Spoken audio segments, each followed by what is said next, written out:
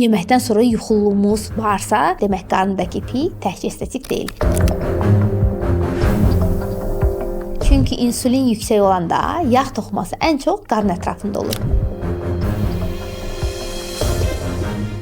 Qarında pi toplanması və bölgəsəl çəki artımı nəyin siqnalıdır? Bugün bundan danışacağıq. Əslində bölgəsəl çəkimimizdə artım varsa və xüsusən qarında pi toplanırsa, bu təsadüfi deyil. Bu, bədənin bu bölgəni enerji anbarı kimi istifadə etməsidir. Niyə məhz qarın? Çünki insulin yüksək olanda yağ toxuması ən çox qarın ətrafında olur və bu hormonun metabolik təsir mexanizmi nəticəsindədir. İnsulin bədəndə sadəcə şəkəri hüceyrəyə ötürmür, həm də yağın yığılmasını təşviq edir və ən çox qarın bölgəsində reseptorların sayı çoxdur. Bu səbəbdən ümumi kökəlmələr deyil, xüsusən qarın piylənməsi insulin siqnalı nəticəsi ola bilər. Digər əlamətlər varsa da daha diqqətli olacağıq. Əgər yeməkdən sonra halsızlığımız, tez acmağımız, şirin istəyimiz, enerji düşməmiz, yeməkdən sonra yuxululuğumuz varsa, demək qarnındakı pi təkcə estetik deyil, həm də metabolik xəbərdarlıqdır.